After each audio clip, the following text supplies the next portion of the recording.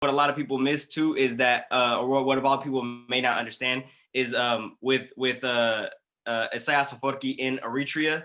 Um, so when the fight for independence started in Eritrea, right? Jabha was the group that was fighting ELF, right? And Isaias became part of ELF in 1966, 5 years after it had already started and was established.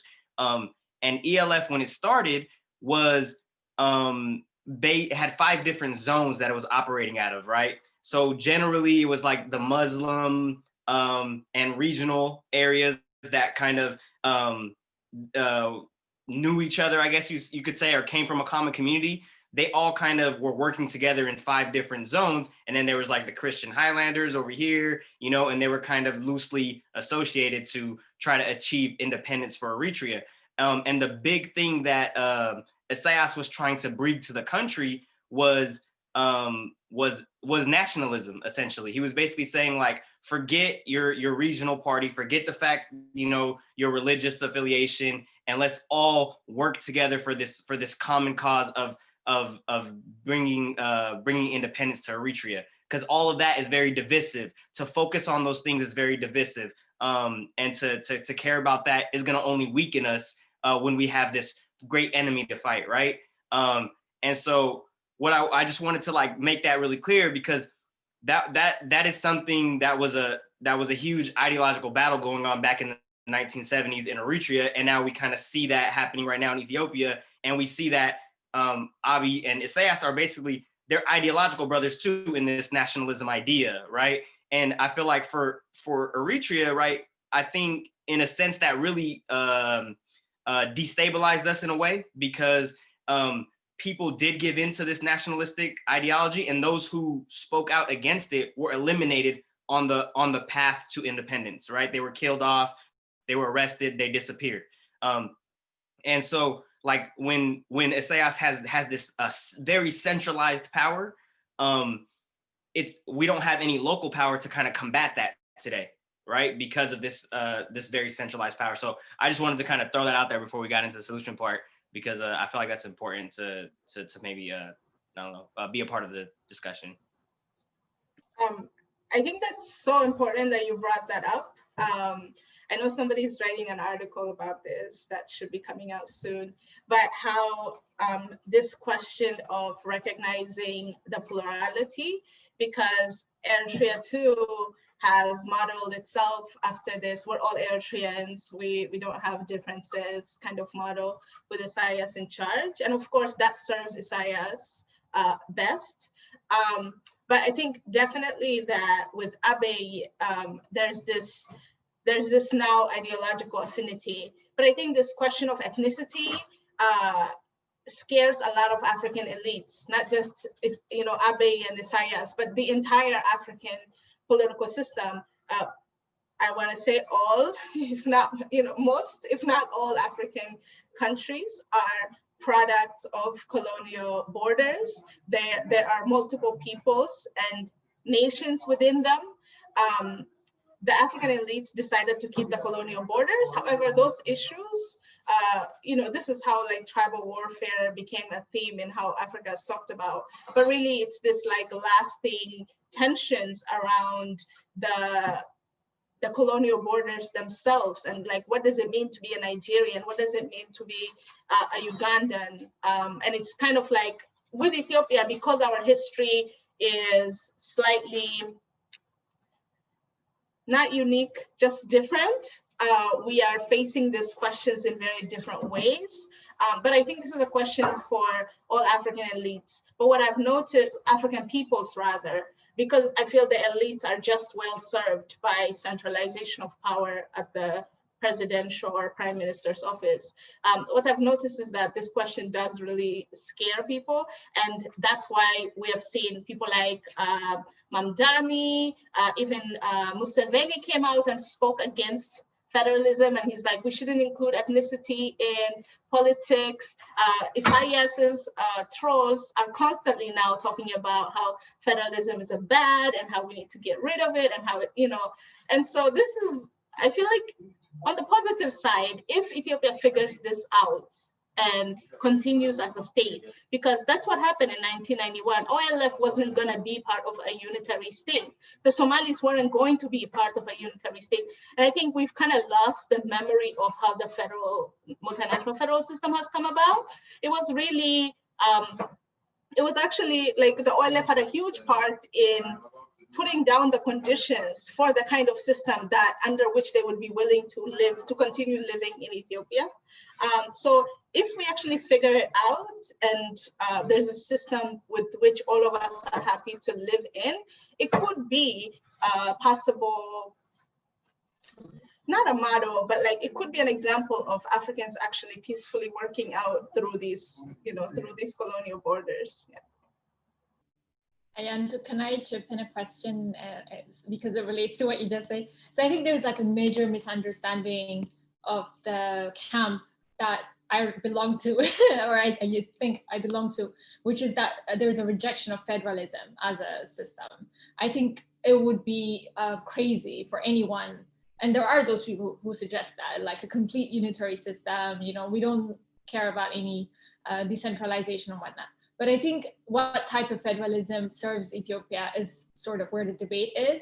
And I know people want to color ethnic federalism in really bad lens and say, it's just on ethnicity. It's not just on ethnicity. The country's constitution recognizes nations, nationalities, and peoples. We don't know what peoples mean. So there is some room for people to say, Addis Ababa as a people, or Jawa or Adama as a people could also be recognized as one. So even the current constitution, I think, could make room for the different ideological camps. But I think we are not talking to each other. That's why I think you just mentioned the way that the current constitution is being designed. Obviously, OLF got kicked out later on, but there was also the Ethiopianist camp that got basically sidelined. And they were like two unitarians there, cannot even be taken like seriously in a negotiation.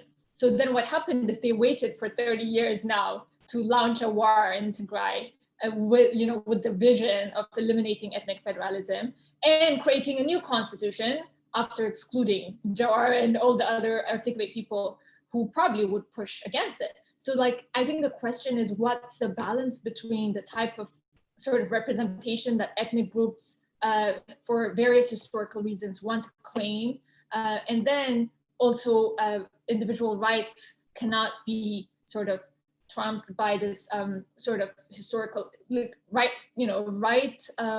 approach, but not quite the right solution, at least in terms of how the constitution balances sovereignty. So like, it's the people don't have a say necessarily in the way that the constitution is envisioned. So, but what's happening, unfortunately, is like now a new constitution is going to be negotiated in the coming months, whereby the ethno-nationalists are going to be completely sidelined, or their puppets will be represented.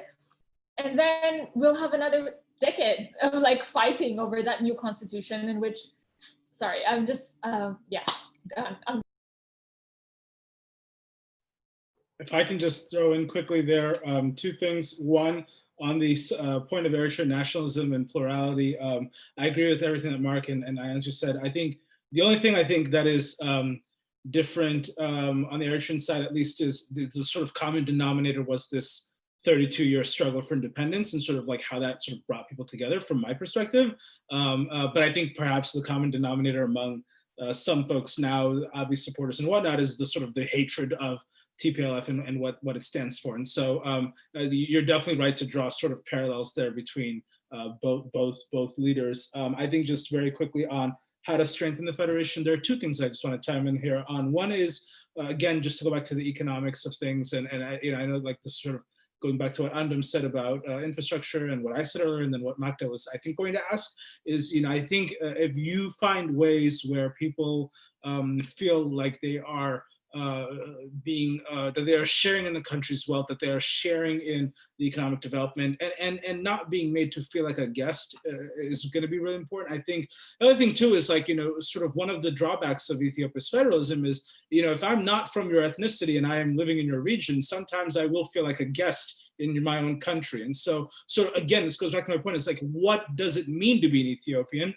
and how do we sort of articulate that in a way that everybody identifies that this is your citizenship, regardless of where you are geographically. You know, I may be a Tigrayan who lives and does business in Oromia, but and I may be living on the sort of ancestral homeland of the Oromos, but I should be made to feel as equal as a human being and as a citizen of Ethiopia as sort of somebody who is native born to Bishoftu or something, you know? So I think like that needs to sort of be a conversation. And I'm just saying that as an example, but you know, same thing for an Amhara who may be living in Aksum or something like that, you know, to make them feel sort of equally represented. And so I don't think like, I don't think that the 1995 Constitution answered all these questions. It set a great foundation for it, but this is why I think subsequent constitutional conventions were needed to articulate this. And then just the second thing is, you know, I think, you know, a friend of mine had suggested this, and the more I think about it, the more I think it makes sense is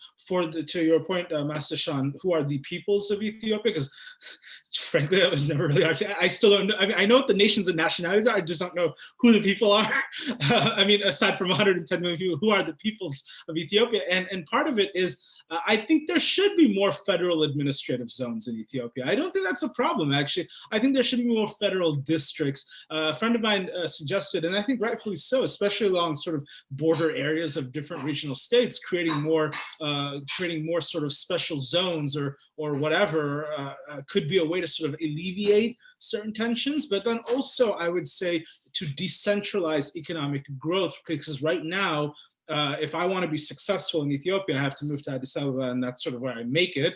But why not have a model where there are a lot of other countries where, you know, there are multiple commercial capitals, and there are multiple, I mean, you know, if you want to be, you know, like here in the United States, if you want to go sort of in the arts, you go to Los Angeles, you go to Hollywood. If you want to go into finance, you know, maybe look at New York, or if you want to go into software, you go to Silicon Valley. If you want to go to life sciences, you come to me, you come to Massachusetts, and you thrive here. If you, whatever, so et cetera. And so I think, so we don't have that in Ethiopia, where there are sort of multiple economic and commercial centers, where there are zones. I mean, I think the industrial parks tried to sort of envision that, and I applaud the work around the industrial parks. I think Ethiopia needs more sort of special economic zones where not only foreign companies, but also local companies can thrive and compete in sort of an equitable and inclusive way. But in addition to that, thinking about multiple commercial centers where, again, like, you know, if I want to make it in Ethiopia's robotics industry or whatever,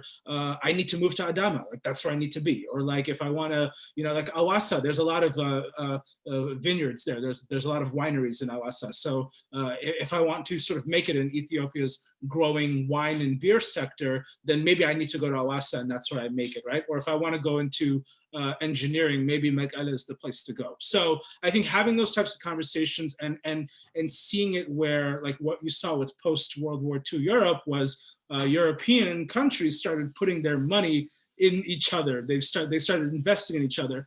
I'm not going to go to war with you if my money's in your pocket and your money's in my pocket. We're going to sort of collaborate because there's a sense of mutually assured destruction. And I'm not going to want to secede either, because if I secede, then I am losing from that, right? If Tigray secedes or if Oromia secedes, even if it's guaranteed in the Constitution, you want to discourage it because you would be losing out, not just financially, but politically, militarily, whatnot, from losing out as being a member of this federation. So there isn't a clear-cut way, but those are just some ideas come to mind. I just quickly want to respond to Mastish. I'll take this 1 minute, and also Sam. I think definitely Mastish, like we're seeing the reemergence of the zero-sum game, right? It's really actually terrible to watch this, especially if like you read, you know, especially if you're looking at the archives and seeing how the 90s played out, and you're like, it's playing out the same way again. And so that's, it's a train wreck. And unfortunately, I don't think that Ethiopia is gonna be headed for stability with this kind of winner takes all kind of politics that we continue to pursue. The elites in that country continue to pursue, although a significant number of people seem to encourage it, disturbingly enough. I think in terms of the, you know, like if I'm not an Oromo and I live in Oromia, like I should be comfortable. Absolutely, you know, anybody in Ethiopia should be able to live and work anywhere they want. It is their country after all. I think people also don't realize that because of the way Ethiopia has developed, in Oromia, for instance, the cities we now have were garrison towns where the settler soldiers literally lived. They came speaking Amharic. The local people didn't speak Amharic. The local people had to learn the Amharic language. And so there's that kind of relationship that where everything happens in the city and the local people who live around it are marginal to it. We saw during the Oromo protest, a lot of people were calling for a Babi Yuma. And this is a concept about how to feel like you're also part of the land, that this is also part of your land. So there's this interesting way in which both minorities in Oromia and Oromos are both saying, we don't feel welcome, like we don't feel like we're really free on this land. But again, like Mastish noted, these discussions aren't had in an open forum where it's like, let's hear all the concerns.